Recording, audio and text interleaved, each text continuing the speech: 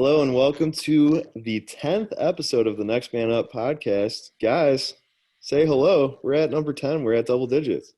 Wow, yeah, we did it. Hello, everyone. Yeah. We finally made it, and 10th episode is also on 420. That is true. Normally we are, if you've never seen the podcast before, we're three friends who love to sit around, crack a beer, talk sports, and give regular Joe takes on jobs that we are not capable of doing ourselves. But today, to Rich's point, it's 420. I don't know. Any of you guys hitting some ganj instead of drinking? Anybody smoke today? No, I'm still cracking a beer, but whether you're celebrating or not, I'm glad you're here with us. So sit back and enjoy. Yeah, no doubt. As you can tell by me using ganj in a sentence, it's been a while since I've really smoked weed regularly. Sure. But anyway, guys, episode number 10, we're kicking things off. We're talking about some more retirements in the NFL. We talked about Julian Edelman last week. This week, guys, make the announcement. Let's see. We got Alex Smith and Jordan Reed retiring. What do you guys think of that? Yeah, definitely. I wouldn't say it was a surprising thing for me.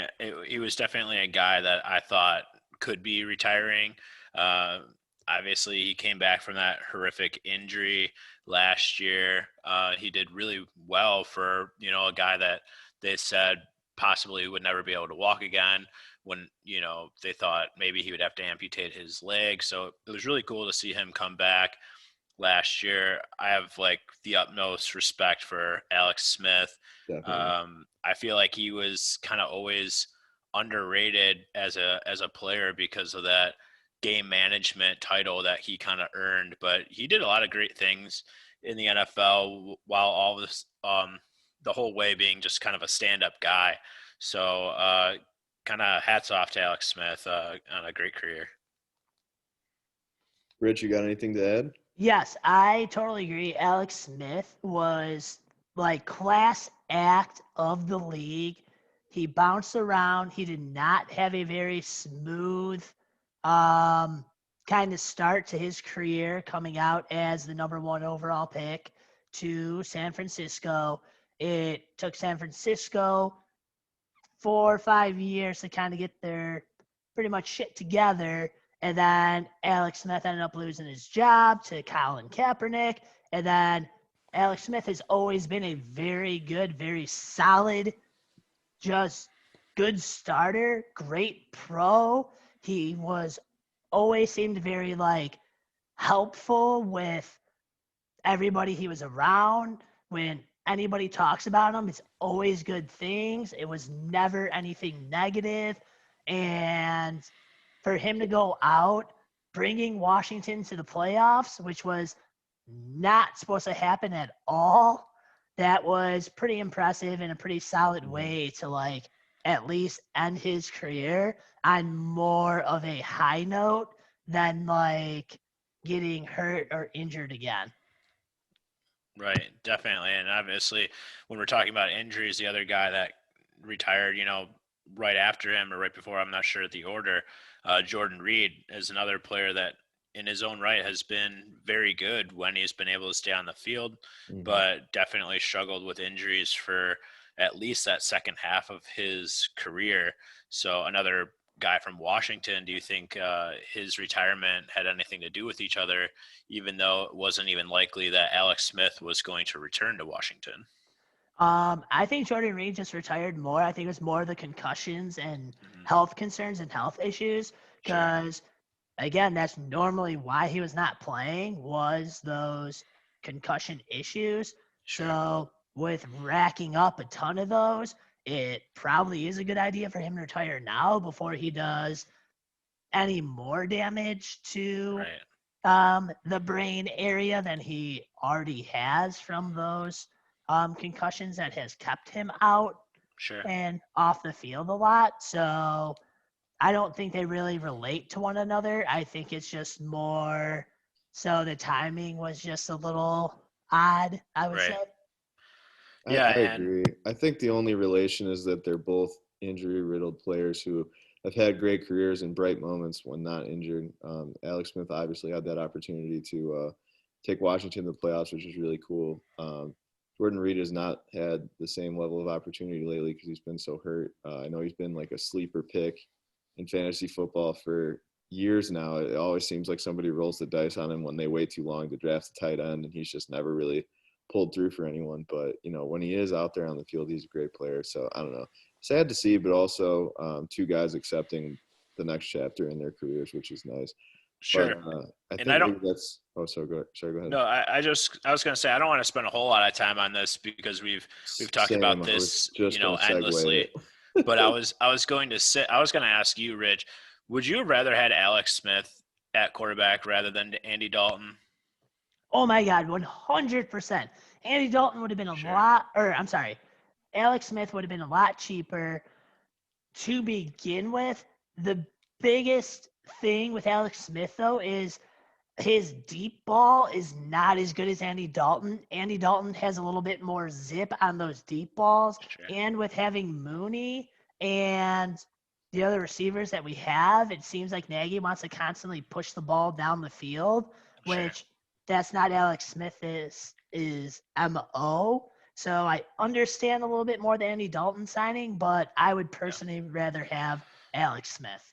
Obviously, him and Alex Smith and Nagy kind of grew up in that Kansas City offense under Coach Reed. So they definitely had some ties. And at some point, I thought it was possible before we picked up Andy Dalton. I thought it was possible that Alex Smith would come over and maybe not even be the starter, but be a backup role and maybe compete for a starting job. But I just want to see your opinion on that.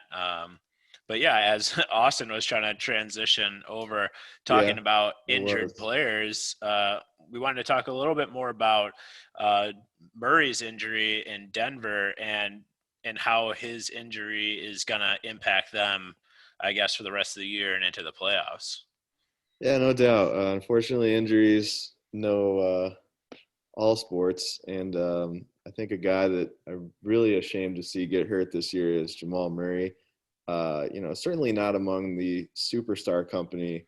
He's not quite there yet in terms of other players who have been injured this year, but the impact that he has on his team, the way he was able to raise his level of play in the playoffs last year, and that those duels with Donovan Mitchell in the first round, and then ultimately on to face the Lakers in the Western Conference Finals, Denver's first appearance there in quite some time. It really makes you wonder if the Nuggets have enough in the tank to make a deep run. And it was such a good opportunity this year because the team that finally beat them ended up winning the title in the Lakers.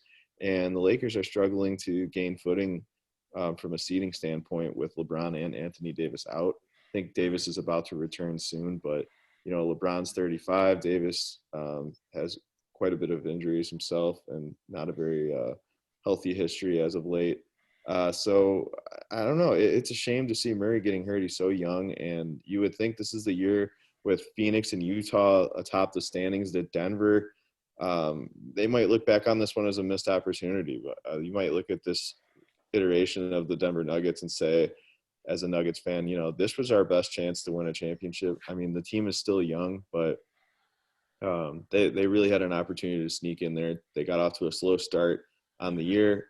They started to turn things around, and then Murray got hurt. You just kind of chalk this one up to the stars just not really aligning, I guess, in my opinion. Adam, what do you think?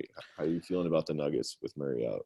Yeah, I think they're still a good team. I mean, I don't know if they're NBA Finals good, and maybe they were with Murray in the lineup, but I definitely think they're still going to compete and possibly could still win a series in the playoffs. I mean, since Murray's gone down, they're still 7-2, which is obviously still a really good record. Their only losses coming to a surging Warriors team and a surging Celtics team, both of which I think the Warriors are 7-3 over their last 10, and the Celtics are 8-2 over their last 10. Both teams are kind of red hot right now. So those are the only two teams that they have lost to since he's gone down.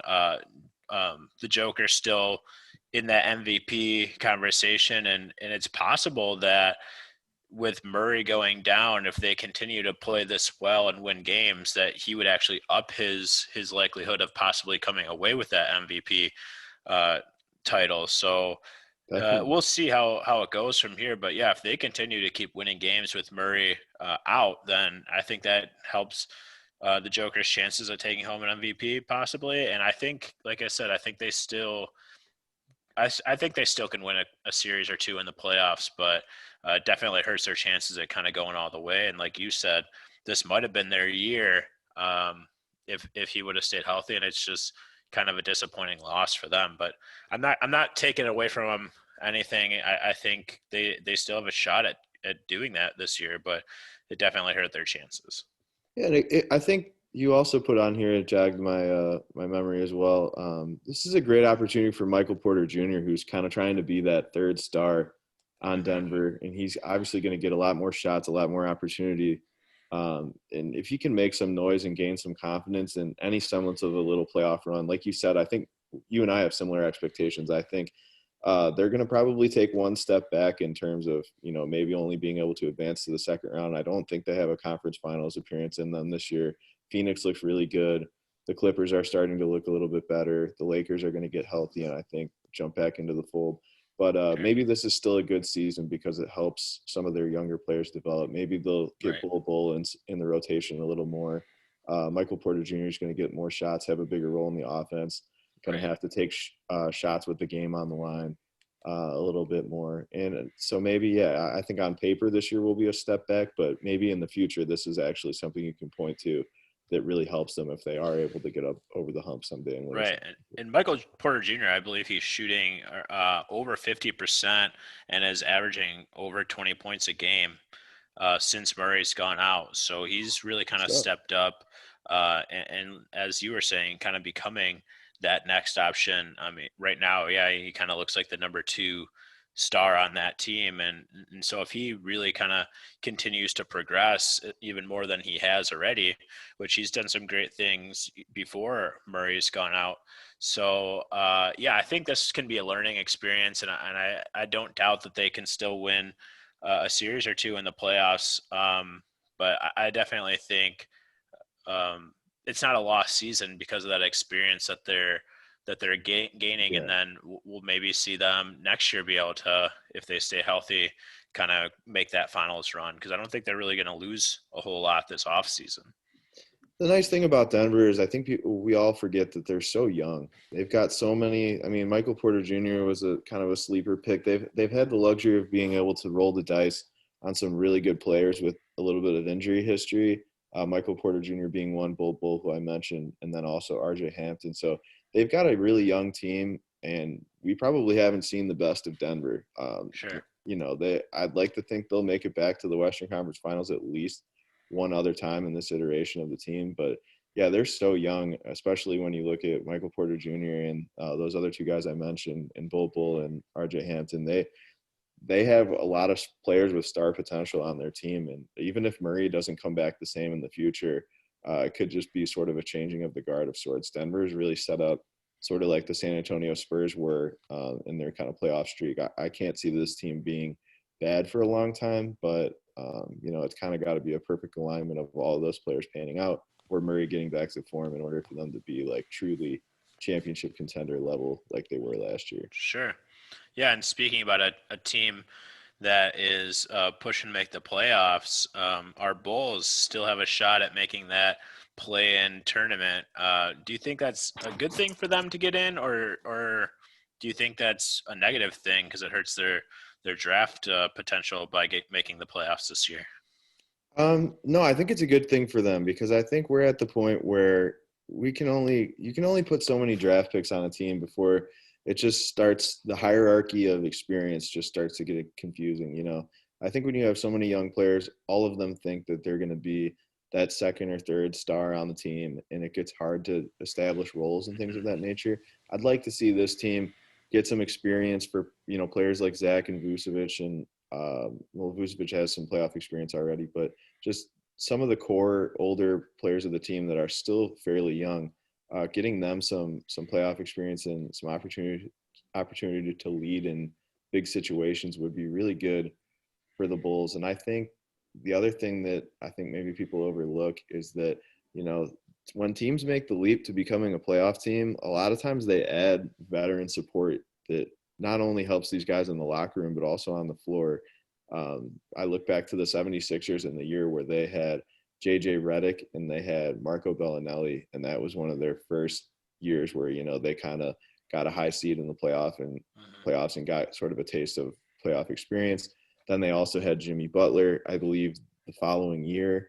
Right. So things like that really helped them make the leap. And now you look at the standings and you go, okay, how did Tobias Harris, Ben Simmons, and Joel Embiid make this leap? They didn't do it through just their own development. I think it's also about putting some veteran presence on the team and stuff. And I think, I don't know that we should be looking at draft picks anymore. I think it's time to start getting some experience for some of the guys on the team. And then next offseason, finding where we can kind of plug in some veteran players.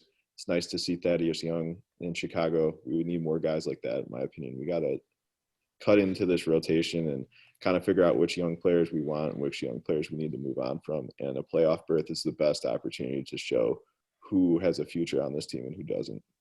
Sure. And I definitely think you bring up an interesting team in the 76ers, who at one point in time, I think 3 of their starting 5 were all number 1 or number 2 overall draft picks. Right. And it did take them a while for them to really kind of come into their own and become as good as kind of people were hoping they would be after making some of these draft picks. Obviously, some of their picks struggled with injuries right off the bat, and that might have I think they set them all back. did, actually. Yeah, right. Which And I is, think yeah, so that's some of it too, definitely. I But think that probably set them back. But I would say always having a pick or an early pick doesn't necessarily lead to success right away. It is a lot of times coming from finding ways to get experience, whether that's playoff experience or in-game experience, or learning from, like you said, some of those veteran players, and just becoming kind of like a student of the game and learning more from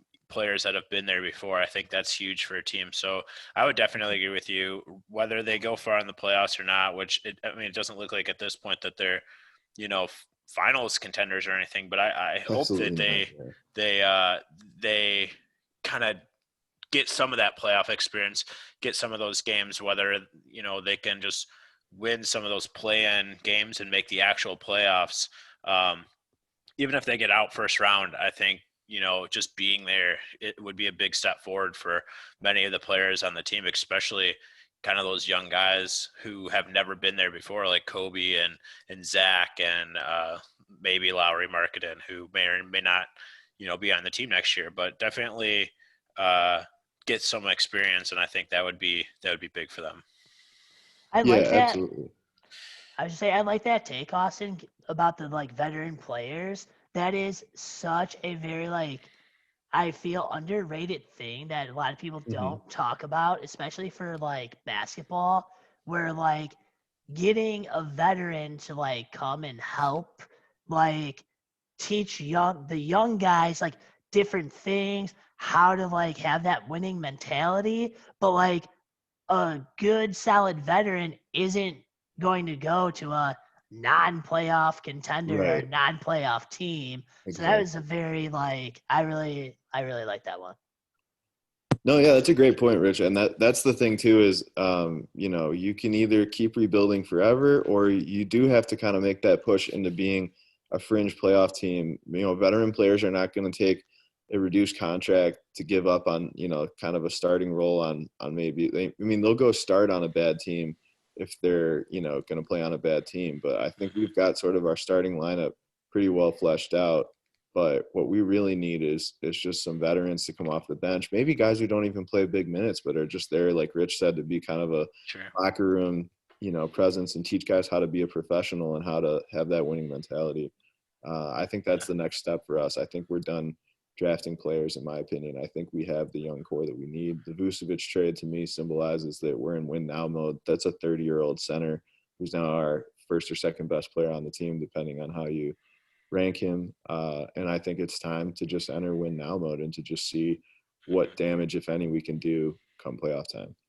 I think adding a veteran at the point guard position would be huge for this team. Someone that can I agree. kind of slow things down and not turn the ball over in kind of big moments. Maybe not even be the go-to shot maker, but just a guy that can really calm everybody else down and make the smart basketball play, I think would be huge for this team. And again, speaking about a guy that makes the correct basketball play more times than not, I definitely wanted to talk again about Steph Curry and how crazy, his week and month has really been, and what he's been able to do for this Warriors team. Have you guys been following Steph recently? Yes, Yeah, I yeah. have.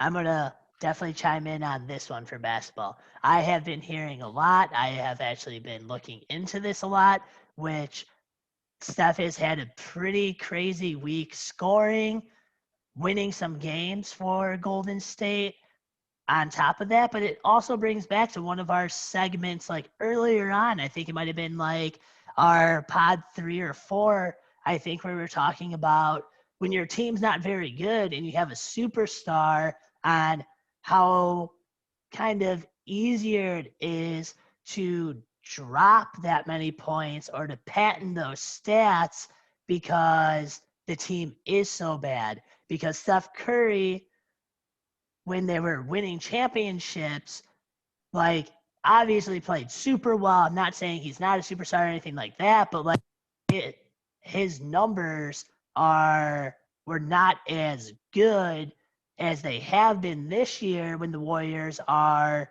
not a playoff team. So now it just seems like he's just patenting his stats a little bit more. Yeah, no doubt. I mean, there's not much for him to play for other than a playoff appearance and to kind of remind everybody that he's still an elite player. So I think he's having some fun just, getting back to basics and just trying to, break some individual records. He passed Wilt Chamberlain, not on the all-time scoring list, obviously, but on the Warriors all-time scoring list. So he's now the all-time leading Warriors scorer. He's hit 10 three-pointers, I think, in geez, Adam, how many games has it been during this stretch? Do you know? I I think think he's hit it's like he's hit like 30 plus games this year with 10 plus 3 pointers. I think it's at attempted 33 or made. made. Oh my With God, I that's think he has amazing. 33 games with 10 plus 3 pointers made, That's which incredible. It's yeah, truly is an incredible. incredible stat. I think the next player, I forgot who they were even saying, is the next guy, I think has had 7. So yeah, it's crazy what he's been able to do from the 3 point line. And if you watch some of these highlights, there's a player right on him, doubling him up where they're playing over screens. They don't even, pay attention to whoever's screening him. They both take Steph Curry and he stops, twirls, throws it up one-handed, some crazy shit, and That it's one he going hit in all the time. left-handed. That Yeah, actually wasn't a three, but he was just over the line. But he pump faked and the guy bumped him and he threw it up with his left hand and he made it. yeah. Like I've never really seen someone shoot the ball from behind the arc like this. But I will say this is a hot take, but this is not anywhere near the best stretch I've seen from a player. Like I've seen him getting compared to Michael Jordan and Kobe Bryant and some of the tears that they've been on. I've RIP to Kobe Bryant, but I think it's amazing how quickly we forget greatness. But Kobe had 9 straight 40-point games for a stretch. I think that was in 2003, and then he also had an amazing stretch where he scored 50 in 4 straight games, and 2 of those games he scored over 60.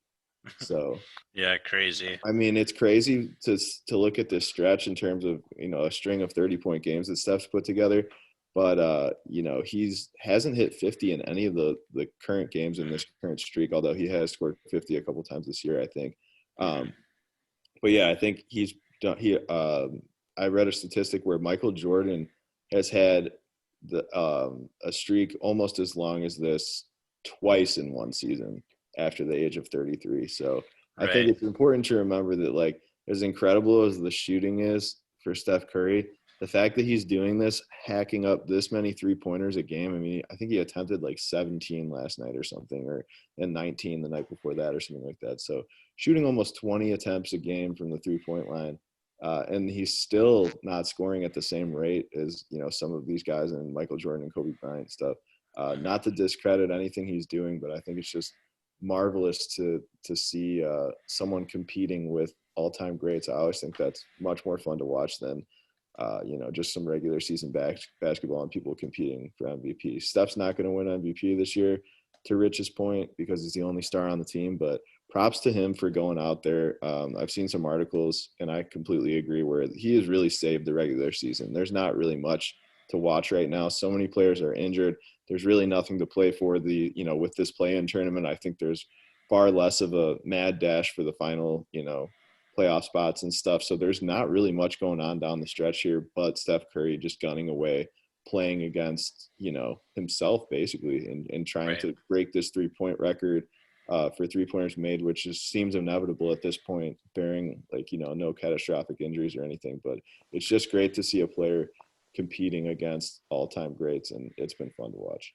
Yeah, and I think what's been most impressive is, he's been putting up a ton of shots and a ton of threes, like you mentioned. Mm-hmm. But it's not that he's just heaving them up and missing, more than he's hitting them at an insane rate. I think it's the shooting percentage that's kind of impressive to me, not just the total in points. He's not turning the ball over very, very much, and his shooting percentage is huge, and that's something to his credit without having a lot of talent around him. Constantly, he has 2 people guarding him because he's the only player on the team that they need to guard. So I think that's what's been more impressive to me, more than just, you can throw any number out there for points and, you could say, yeah, you put up 50 points, but if you took 100 shots to do it, then you didn't actually play very well. That's not necessarily what he's doing. And I think he oddly has worked his name back into that MVP conversation. I don't think any of us think he's going to win it. But it's crazy for a team like that to have a guy on their roster in Steph Curry that can, at least even be in that conversation. It's not something that I thought would happen going into the year. I thought he was going to take a fair step back with that lack of talent around him. And if teams kind of double teamed him, I thought they can kind of shut him down a little bit more. And he's proved me wrong. So he's doing a great job, and it's great to see. But we'll see. I think they're probably going to make that play-in tournament, and who knows what Steph can do playing in the playoffs at this level. No doubt. And I mean, I can argue this all day, but, next time we'll hop on this pod, but, I'll have to show you the stats to Kobe Bryant's stretch, because he wasn't hacking shots either. He was incredibly efficient, and he was playing on a bad team too. I think people forget when Kobe was scoring 81 and having some of these crazy scoring streaks, everybody on his team was as bad a shooter as Draymond Green. So people like to joke about how, Draymond Green has no offense. He's really just there for defense and passing. Kobe played with a similar player in Lamar Odom, who was not much of a shooter, and then a bunch of more defensive-oriented guys. And he really was like the entire offense, and this dude was just going off for 2 straight years, scoring well over 30 a game in both of those seasons, and then having incredible tears, scoring 60 in 3 quarters one year, scoring 81 points that same year, I believe, and then the following year in 2007, having that 4 straight games with 50-plus points. So, I mean, don't get me wrong, Steph Curry is incredible, but I think, it's important that we mention the other guys that were tearing it up and doing so, attempting far less 3-pointers, but still shooting efficiently from behind the arc. The game's really changed, and it's crazy to see guys hack, 20 3-pointers and do so efficiently. Right, but I certainly think there are other guys that were capable of doing that as well. And, maybe not to the same extent of, making 10 plus threes a game, but, I would love to see what Michael Jordan and Kobe Bryant, Larry Bird, some of these other guys who were good shooters from the perimeter would be able to accomplish, with the green light to take, 10 3-pointers a game at minimum. Right. Yeah, that would be crazy to see. I'm sure Jordan and maybe even Kobe, who kind of experienced the end of, or his, end of his career was kind of getting into this era, but it'd be crazy to see those guys would probably be putting up 60, 70 points a game. Yeah. So Tracy McGrady too, another guy who could shoot threes really well, but wasn't given that green light. So I don't know. It's definitely cool. Not diminishing Steph's accomplishments at all, but just not even close to the best stretch I've seen. But I'm so glad that he's out there giving us something, because it's been a while since we've seen somebody play like this. Yeah, and speaking about a team trying to make a playoff spot, although it's really early to be talking about football players, going back to football, talking about the Browns. The Browns have just signed Clowney to, I think, a 1-year deal. What do you guys think? Is that a good move, bad move, or what do you think? I think that's a good move for the Browns because it's a 1-year deal. Clowney should hopefully be able to get a little bit more pressure than he did when he played for Seattle. Tennessee, he was hurt, Mhm. but Seattle and Tennessee never had another pass rusher where Clowney came in to both those teams as, you know, you're our guy. You got to get that pressure. Sure. So with Miles Garrett on the other side, I think Clowney could have a very good statistical year, and Hmm. that also helps the Browns' shitty secondary because the faster they could get to the quarterback, the faster that ball comes out, which means the defensive backs don't have to cover as long as you would think kind of deal. So the secondary always benefits from a quick pass rush for sure. So I believe that's a really good signing. The Browns should be back in the playoffs again. Um, We that's always say my that, take though. on that. Yeah, Rich always thinks Rich has been calling the Browns in the playoffs for like 10 straight years, and obviously, Dude, they have drafted so I have well the too. past like They've three made good years, moves, dude. man. Like it yeah, makes no sense. It doesn't make sense. That team is legit cursed. I mean, they made so many good moves in the past few years. Like I remember when Odell Beckham got there, and then they had a really nice, running back tandem in Chubb and Kareem Hunt. They got Baker Mayfield, who people were super high on, and he ended up being a bust. So for the Browns, I mean, you got to hand it to that front office. They really have not been content. They could sell out every game when once we get back in the stands and COVID ends finally, which I hope will happen soon. But anyway, they could sell out any game, similar to the Cubs when the Cubs are terrible. But you got to give some props to the front office for like continuing to try to put talent there, and it's not really their fault that it's not working. I mean, they've given that team pieces to work with, and they haven't been able to produce anywhere near to the expectations that a lot of people have had. And I think sure. they've been pretty realistic expectations. I mean, they've put some big name players on that team, and it just has not translated the way Yeah. it might for other franchises. Yeah, I think signing Clowney was a good move by them. The report was that last year they had offered him 3 years, $70 million, which would have been a lot to pay him. He ends up getting hurt for most of the year. He got 0 sacks and I think only 4 QB pressures all year, with the Titans being injured for part of that for sure. But now they get him kind of on, I think it was like a 1 year, $10 million deal. So definitely a little cheaper. And as you pointed out, he'll be playing across from Miles Garrett, who is a great player as well. So he's not going to get those double teams on every play. But I don't know. I think Clowney is maybe slightly overrated as far as people were calling him that he could be one of the greatest pass rushers of all time. I don't think he's really lived up to that. He had like a crazy combine the year that he was coming out, and people thought, kind of already putting him in the Hall of Fame. He hasn't really lived up to that, but I definitely think it was a good move by him and the Browns kind of joining that defense. I think they will have a crazy good front seven. Their secondary might be a little bit questionable. But as you kind of pointed out, I was not high on Baker Mayfield. I think that was a year, Rich, that we had made our bet where they picked Baker Mayfield, and I go, there you go again. The Browns won't make the playoffs with that pick, and you bet me that they would, and I think they ended up missing I it also out by didn't like one that game. pick though. But I call that being like a Johnny football move again. Yeah. I thought it was the exact same move as when they took Johnny football, and I didn't like it. But I mean, I think he hasn't done great, but he's been serviceable.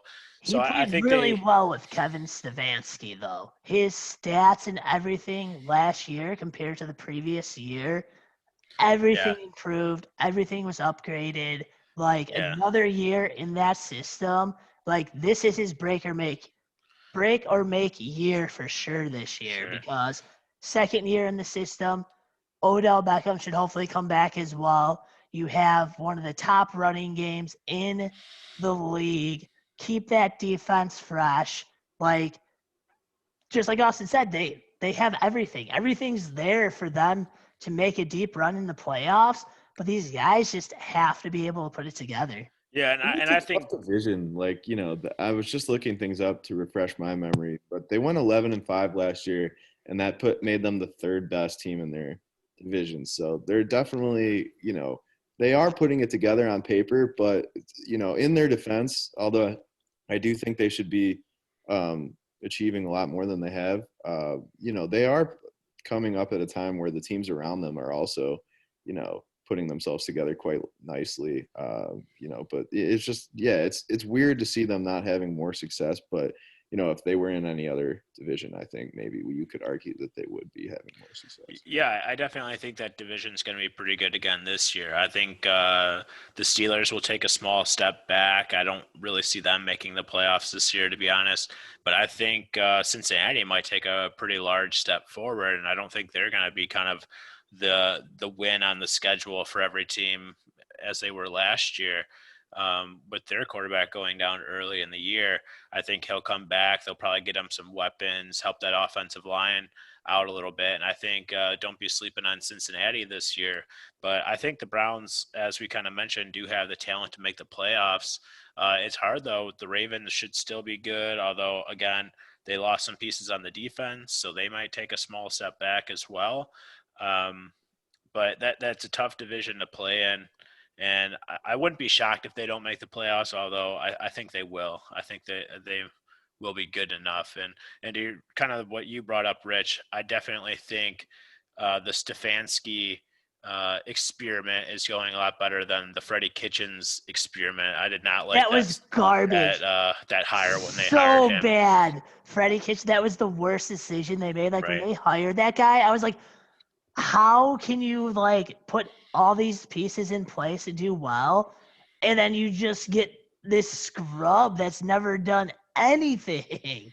Yeah. That was ridiculous. That was a Browns move right there. Yeah, I mean that takes me back to when the Bears hired Mark Trustman when there was a lot of good coaches out there. I believe that was the year Complete Bruce Arians trash. was available, and we went with Mark Trustman, who was coaching in like the Canadian Football League at the time. Yeah, some of these coaching hires kind of baffle me when you kind of have a proven guy or even a proven coordinator at that, and he has a chance at making that step to be a head coach. Why some of these guys go out and get a college quarterback or someone that was playing in, or college coach, or someone that was coaching in another league completely. The game's not always the same. Some of these college coaches have worked out, but it doesn't always. I feel like that's more of a risk that they are taking when they're not getting that proven coach. I agree. So, with free agency, let's stay on that route here, and let's go back to some local sports right now and talk about the couple free agents that the Bears signed over the weekend. Adam, Austin, what's your guys' take on the free agents we got? Yeah, so it looks like we signed Marquise Goodwin, the wide receiver. I liked that signing a lot, actually. He's actually, I had to look it up how fast he was because I knew he was kind of a speedster. He ran faster at the combine than Tariq uh, Hill ran. So the guy is fast as shit. He runs decent routes. So I was really enjoying that signing. And then we also re-signed the safety Tayshaun Gibson. Played serviceable last year. We signed him for just over the veterans minimum. So that's kind of like a hole that we had to fill at safety since after, he had that 1-year deal last year. We kind of gave him another 1-year deal. And again, I think he was definitely serviceable last year. So he'll come in and kind of fill that same role. I liked that move too. So finally, a couple good moves, in my opinion. What did you guys think? I I gotta say, in my classic, fantasy football lens through which I view the NFL these days, because the Bears are just too dismal for me to watch on a weekly basis and just get into football organically. I don't know. I guess, I remember Goodwin's name, being thrown around there as being, kind of a good receiver and stuff. But now that I'm looking at this closer, correct me if I'm wrong, guys, but has he been missing some games the past 2 seasons? He sat out all last year due to the COVID. He opted out, much like many players did. He was supposed to be on Philadelphia's roster, I believe, who definitely would have kind of filled a position of need for them. But yeah, and then he ends up opting out. So that kind of hurt them, in my opinion. I'm just looking back at this, and then also in 2019 and 2018, he averaged 10 games over those 2 seasons. He played 11 in 2018 and 9 in 2019. I think this is a good move because we could take anything we'll take anything we can get as far as receivers go. But are you concerned about the injury history at all? Definitely, because Yeah. with these speedy guys, any injury slows them down a lot. So again, like it's definitely a good move because it gives us that like speed guy where like since he is a veteran, he runs solid routes. That's either going to put him on the Bears roster. He's going to be number 2 or 3, which if we put him at 2, that's a perfect spot for Mooney just to take advantage of like, that nickel DB burning down the middle of the field, or vice versa with Goodwin, where if Goodwin's in the slot, it's the same thing. He's fast enough to take that middle of the field, that nice quick slant. He could take it to the house. So I feel like Goodwin and Mooney are going to be pretty interchangeable. And with Nagy, I'm pretty sure both those guys are going to be constantly switching between the 2 and the 3, which I think is a good take for that. But just like you said, he has to be on the field. So if he stays healthy, that's a great move. But if he only plays 3-4 games, then yeah, it was a high risk, high reward type kind of move. Yeah, I don't think we paid him a whole lot of money, so it's not really that much of a risk if he's not Sure. out there even. But yeah, it would be great to see him out there for a full season. He played on that San Francisco team, and that team I think is just cursed with injuries. Not saying the Bears have been much better. We seem to struggle with injuries as well. So yeah, there's definitely some risk there. But to your point, Rich, I think they are planning on doing that with him and Mooney. They're both going to be those speedsters. He does run good routes. Mooney definitely worked on his route running last year, so let's hope that he kind of takes another step forward. And I think they're going to be used interchangeably. And I think either one in the slot is going to be able to burn some people, whether with a kind of a one cut move or just faking it and then running straight up the seam or something like that. So I'm excited to see kind of having those two speedsters, and hopefully Andy Dalton can get the ball deep a little bit more accurately than Mitch or Foles were able to do last year. That'll be nice to see kind of some of those big plays that I felt like we were lacking last year. And I think those two guys can bring that, and having that positional kind of big-bodied receiver, and Allen Robinson, who also runs great routes, is kind of the always catcher type of guy when you're struggling to find someone. I think that'll be really, really good. I think we definitely helped out our receiving core, and I think that kind of marks more so that we're going to be losing a different wide receiver pretty soon here, and I'm hoping we can return maybe some draft capital for him and Anthony Miller. Yep, I totally agree I definitely agree with that. Again, both these signings were a lot better than our early free agency moves. So It's nice to see some type of positives on that. So with that, let's continue with the Bears and some trade rumors with the draft, and the Bears are labeled as most likely to trade up to 6 or 8. What are your guys' take on that? I would be very upset. And shortest sentence that I can say, I would really hope that we don't give a ton of capital away to move up to 6 or 8. We've talked about it a little bit in the past. I think even moving up to 6 or 8, um, because they're saying that we will likely, I guess even we could throw 4 on the list, because they were saying that we were talking to Atlanta about possibly moving up. It seemed a little steep, so they're saying now we're talking with the Dolphins about them moving again, which they've already made 2 pre-draft trades, or trading with Carolina, who no longer seem to be in the quarterback market now that they got Darnold. So they're thinking that we can probably trade up to one of those slots and get the best quarterback available. I don't like it at all. At that point, we're looking at probably the 4th best quarterback in the draft. And again, if the Bears are liking a quarterback, he's typically not going to be a good one. Going to be And trash. I would much, much, much rather move down or just stay where we are than move up and take a guy that's probably going to disappoint us. Yeah, I totally agree. Them moving up is just obnoxious. I don't even want to spend a lot of time on this because it's just going to really piss me off if they do, because they're going to do that for a quarterback. If they trade up and get an offensive lineman or something, or if that tight end Kyle Pitts falls to 6 or 8, I think those 2 positions are a better take than quarterback for the Bears. So if the Bears trade up to 6 or 8 and take a quarterback, super pissed. They take an offensive lineman or the tight end Kyle Pitts. That one I'll agree with that a lot more to trade up for if we are trading up. I'd Yeah, rather not trade up.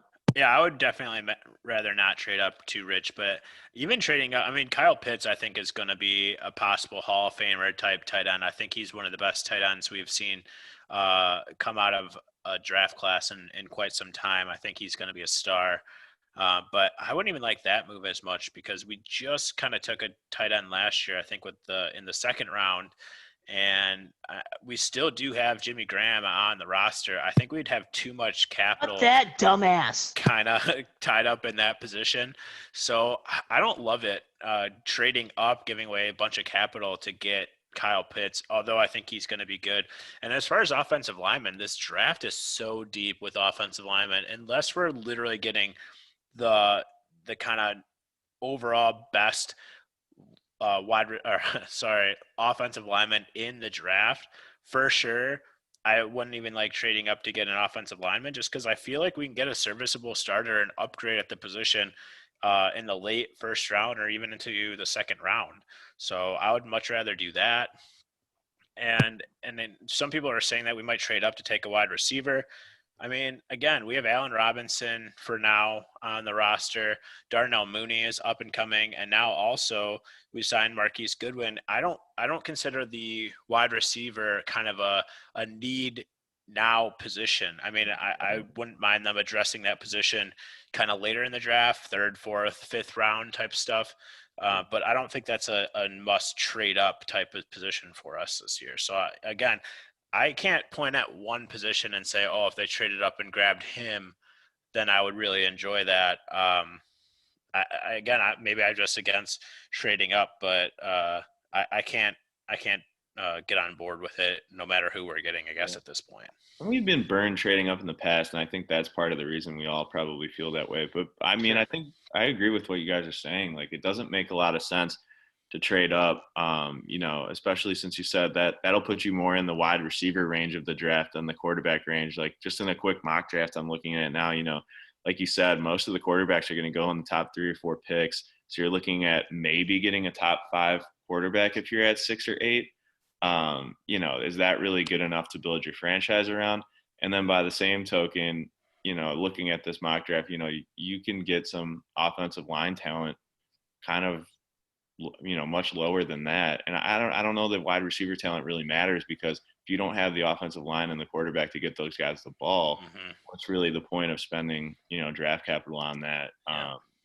I'd love to see them, fill out that offensive line, but are we really going to Andy Dalton's not a quarterback for the future anyway, so I Right. don't know that it's really worth trading up for players like that maybe won't pan out. I don't know. The offensive line is definitely the most underrated position in football. Without the offensive line, there is no star running backs. Without an offensive line, there is no star quarterbacks. Mhm. So there's no star wide receivers. It all starts up front. So I think stay where you are, move back, get the best available offensive line, move on, and look for the future free agency or maybe rounds 3 through 4 for a serviceable quarterback like a Dak Prescott who went in the 4th round. If you put anybody behind a good offensive line, you can kind of turn them into a better player at the quarterback position than what we've seen in recent history. Gives them time to learn the offense and learn the game as well. Like most quarterbacks in those later rounds, like when you think about it, even like Russell Wilson, even Tom Brady, Hall of Fame caliber quarterbacks for sure. When they first started, late round picks, you know what they had? Solid offensive line, Yeah. great defenses. They had 2-3 years and coaching, but they also had 2-3 years to like learn how to read a defense. They had the time to learn that because the teams are winning off of defense and everything else. But when you get a quarterback in because your team sucks, it's like, well, quarterback's going to solve everything. That typically doesn't really translate well because now he has to learn the speed of the NFL and how to read a defense within like a year or two, or he's considered a bust. Teams are moving on. Where when you see a lot of these really good quarterbacks, they kind of learn as they go. Yeah, and don't have a lot of pressure. And if an early draft pick comes out and isn't, a superstar game one, that really hurts their confidence, and that confidence issue could be big moving forward. I feel like there's players out there that never developed that confidence in what they were able to do on the field, and that hurt them more than their talent kind of allowed them to. Good players that never had the confidence never really panned out. So, I definitely don't like the moving up thing. I think we're kind of all on the same page with that. So with that, next topic we have on our board is update on Chicago sports. Adam, this one's definitely you. What is our update on our other sports areas of the city that we live in? Yeah, so we talked about the Bulls a little bit, about, Vooch and since the trade and everything, they were struggling. But definitely seeming to be turning around more this month than last month. They're 5-6 this month, which is actually percentage-wise better than their record. And they beat teams like the Nets, the Celtics, who were actually going into that game. They were 6-0 in the last 6. We beat the Pacers by a fair amount. We beat the Cavs and the Raptors. A couple of these teams not kind of world beater types, but it was good to see them being able to put away some of these games. On the flip side of that, though, we're losing to some bad teams. We've lost to the Timberwolves and the Magic. The Magic we kind of got beat by pretty bad, which was terrible to see. And Wendell kind of had like 15 rebounds and like 20 points, and people were like, oh, see, we shouldn't have got rid of him, and that was kind of crazy to see. It was not fun to see. So also keep in mind that we have been without Zach LaVine for the last 3 games. We are 2-1 in those games. So I think a lot of guys have been stepping up in these games when Zach LaVine isn't out there. Again, not taking away anything from Zach LaVine. I think he's been great this year, but I think having him out is actually good for the team only because I think a lot of guys are kind of more easily settling into their roles without him being out there and kind of becoming more comfortable. Definitely seeing more comfort with Kobe White being back in the starting lineup. So that's good to see. And Vooch has been playing really well as well. And the defense has really stepped up. I think we held the Celtics to under 100 points, and they have been surging. So that was really great to see. And then So the next 5 games, we have the Cavs again. We have the Hornets with LaMelo Ball, I think, is supposed to be coming back for that game.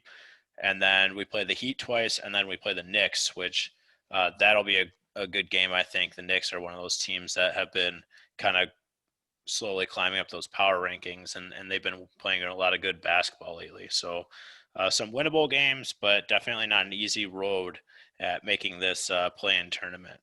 Uh, Anybody have anything they wanted to add about the Bulls? Austin, have you been watching? I haven't been watching a ton, to be honest. I've been a really bad fan in that regard, but I think they're doing okay. They're hanging in there. It's nice to see them heating up a little bit. It would be nice to have everybody on the court. I get what you're saying about people getting a chance to figure out their role around Zach, but I still think that's maybe the biggest problem with this team is that kind of working around Zach LaVine and not being completely dependent on his scoring, but also not taking away from the fact that this guy can get you a basket pretty much whenever. So I Sure. think they're still trying to figure out that balance, as all teams that have great scores try to figure out. Is Right. they can't score every basket for you. They can try, and they in a lot of games they probably can score a significant amount. But Zach's got to be out there and learn to defer to his teammates and then save his energy for the big time moments, because Zach's been Yeah. a big time closer. And if we do make a play in situation, we're going to need him to play kind of the role of the Hmm. passive, Kobe Bryant, Michael Jordan type, and then, kind of come alive in the fourth quarter and take things over and kind of score the big baskets down the stretch to finish out the close games. Right. It was just really good to see some other players like Kobe White, who was playing well earlier in the year and then kind of took a pretty big step back around that kind of mid-season point. Um, coming into the game with a little bit more confidence, and a player like Garrett Temple actually making big shots and playing good defense. Those guys have been kind of impressive lately, with Zach LaVine being out. So I hope they continue to do those things, do things well when he returns. And if they do that, I think the team will work a lot better. So that's just kind of the hope moving forward. Moving over to the Blackhawks, they're also been better this month compared to last month. They're 4-5 so far this month. They split games with the Stars and the Red Wings, who are actually surging lately. The Red Wings, going into that game, had won 6 of the last 7, a team that is not supposed to be very good this year, but have been playing better lately. We beat the Blue Jackets twice. The team that we just can't seem to beat at all this year is the Nashville Predators, who I always feel like every year play us tough in the regular season, even going back to those championship years when their team wasn't as good. They always played us really tough in the regular season, beat us a bunch, and then we always seem to somehow take them out in the playoffs. So if we can get there again, that would be very nice. And then the Hurricanes also beat us, and they're supposed to be pretty good this year as well. Kind of some of the guys that we acquired. Connolly already has 2 goals, which is nice to see, and Gaudette has an assist in the one game that he has played for us so far. Stillman, the defenseman has been really impressive, I guess, so far, blocking shots, causing hits, and he has a decent plus minus since joining us. And then a guy that's been around for a while, DeBrincat, has been playing out of his mind. He has 8 goals in the last 12 games. He's played in 42 games this year and has 23 goals, and he's scoring some really impressive goals. So I like what I'm seeing out of him. And the power play's been better as of late. He got off to a really hot start at the beginning of the year. We really struggled there in the middle, and it's been better as of late. So again, I think they can make a push for a playoff spot, but definitely have some work to do. All right. Well, with that, I think we've finally lurked in the shadows long enough. Rich and I were putting together our most famous segment to this point, the 2-minute drill. Today, Adam, you're going to be running a 2-minute drill. Oh boy. So sorry we left you hanging. You've already did a lot of talking there, recapping us on the Chicago sports. But take a sip of your beer, take a moment to decompress, and then we can jump into this thing. We've got them ready. All right. Oh boy. Yeah, I'm not very good at this, so We'll see. Nobody is. It's impossible. The only person who can get it is Rich, who cheats. So. Yeah, I'm just hoping to improve. I'm hearing some sore losers over here. Also, I'll get a You can't timer answer ready as questions well. yes, and then move on. Yes is clearly answering a question. I'm sorry, you guys want to spend like bro. 5 Could you imagine sentences if on an Stephen answer. A. Smith just said yes and just didn't add anything else? Yeah, that'd be a great segment. Yeah, and you Stephen know A. what? just He says would yes. argue the hell out of that too, that is an answer and that is acceptable, but you only got 2 minutes to answer 8 questions. All right. So I already started the timer, so Rich is cutting into your time. Oh boy, I'm already at a disadvantage. This will be one of our most fun 2-minute drills because I only have 16% battery on my computer. So, Rich, start the timer. Let's get rocking. Oh boy, here we go. Let me know when you're ready, Rich. Yep, go. Okay, the most overrated NBA player of all time.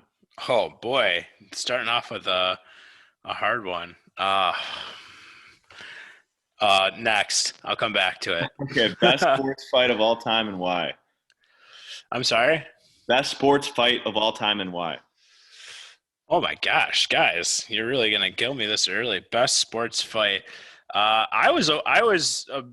a big hockey guy, so I liked when Andrew Shaw would go and just beat people down. He was a small guy, and he would go into fights and take on some of those bigger guys and beat those people down. So I would go with one of the Andrew Shaw beatdowns. Okay, fair enough. Your favorite name of an athlete, like anyone with a cool name that you think's funny? Or I would go with Richester guy, Adam Levine. Next. That counts because it's funny. Most overrated NFL player of all time. Oh, most overrated NFL player all time. Oh shit. I'm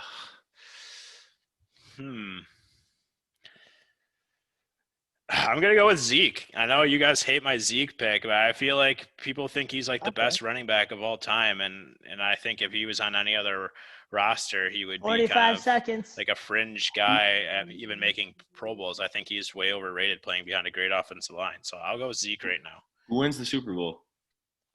I think it's going to be the Kansas City Chiefs. I think they're going to come back with a vengeance and learn from their mistakes and take this one this year. How many trades are there going to be in round 1 of the NFL draft? I think there's going to be 2. I think the Falcons will trade and possibly the Panthers, one or the other will trade for sure. And if they don't, I think there'll be a late one trading out of the first round. Who wins NBA MVP? Oh, man, I'm going to go with Jokic, the Joker, because of how well they've been playing without Murray. I know your pick was kind of Embiid, but I think I'm going to go with him. I think they're going to continue to win games and make the playoffs and do well there. That is the timer. You had 2 left because you skipped one, and we had one more on the clock. So man, that started really rough. I'm sorry, guys. You really threw me off. Can we go back to that? Could have been even worse because I had most overrated NFL player up there too, but Rich spread out the questions a little bit. But yeah. Dude, I thought you'd be able to answer that one. I thought you'd give me like a Draymond Green or something. I honestly, the first 2 names that popped into my head were Draymond Green and then Pau Gasol, only because of how he played with the Bulls. I mean, I think he had great years with the Bulls. I don't understand why people hated Pau Gasol. He was a little older when he got here, and he still put up numbers. No, he didn't. No, like he had points, but he would put up like 30 shots a game from fucking 2 feet away from the basket and miss 90% of them. And then he'd be like, well, I got my 20 points. It's like, yeah, bitch, but you shot it way too much and you're right next to the basket and you don't play defense. He did not play defense when he was with us either. He was way overrated. I think I did not like Pau Gasol. He got so many minutes too. He did shoot kind of a not so stellar percentage, but I mean, the dude put up 17 points, 11 rebounds, and 2 blocks a game on 47% shooting. That's really not that bad. For a late in your career, that's pretty good. Yeah, but I'm sorry, the year before that in Chicago, he had 19 points, 12 rebounds, and 2 blocks on 50% shooting. That's better than he played on the Lakers for a couple of those years towards the end. Okay, so he was overrated his whole career. Got it. Wow. Those are good numbers, man. That's a hot take. And then our last question that you didn't get to was most overrated food in Chicago. Most overrated food in Chicago. Oh. I know mine. You're going to go with the hot dog? The Chicago hot dog? Portillo's is the most overrated place in Chicago. I can get on board with that. I love Portillo's. I love me some Portillo's cheese fries, and I think they do have good hot dogs. I like the Vienna beef hot dogs, but there's people. I had a roommate in college in Wisconsin who does not have Portillo's, would drive 45 minutes to Illinois like every other week just to get Portillo's from Wisconsin. That's ridiculous. So yeah. It's So not worth the 45 minutes. yeah, see that's why I think it's overrated. Don't get me wrong. I love me some Portillo's, but it's not worth driving 45 minutes to and from, that often to get Portillo's. So I can get on board with that. There's people who drive those types of distances even within the city. So yeah, it's insane. And then that drive-through line just makes me want to kill myself. Like, no, thank you. Man. I don't know if I've ever been to a Portillo's when it wasn't like a 20-minute wait. It's just absurd, man. It's like people hate themselves enough to wait in line to do damage to their body. It just doesn't make any sense. Yeah. Wow, yeah, I feel like I did even worse this time than I did last time. You were off to such a slow start. I tried to read the questions really fast. Maybe that's how we should do it too. Like maybe it should be a tandem thing. Like you guys both win a beer, like the person reading the questions and the person answering them. Because asking them quickly and kind of like shooing you along is sort of helpful too. Yeah. No, definitely got off to like a rough start. You came close. You were only 2 questions away, and like I said, like the last one was the easy one. But again, it's the lingering on some of those questions where like you don't have to force out 2, 3 sentences for things. I think we should just either put in yes or no questions for 2 of the questions or take 2 of the questions out because I don't know. I still think Rich's win is an asterisk. No one has ever won this segment, in my opinion. Dude, give me another 2-minute drill, and I'll prove you guys both wrong. Have to be Rich. We're doing Rich next week. Yeah, we're gonna do Rich every week. Even though he has this prep time now. I was put on the spot. I didn't even know I was doing it. So yeah. What prep time? I don't even know the questions. Yeah, but you get to prep. You could just look up every possible question that we could ask you and just absorb all that knowledge. Yeah, like I absorb knowledge well. Come on, I went to Northern. Northern Iowa University? No, Northern Illinois. Oh, shout out Northern. Yeah. Also, way to shit on Iowa. All right. Yeah, again, here we are spiraling out of control as we're trying to wrap things up. So anybody else have anything to add? No, not really. Peace out. All right, guys. Have a good Tuesday. Happy 420, everyone. Happy 420, everybody. Yeah.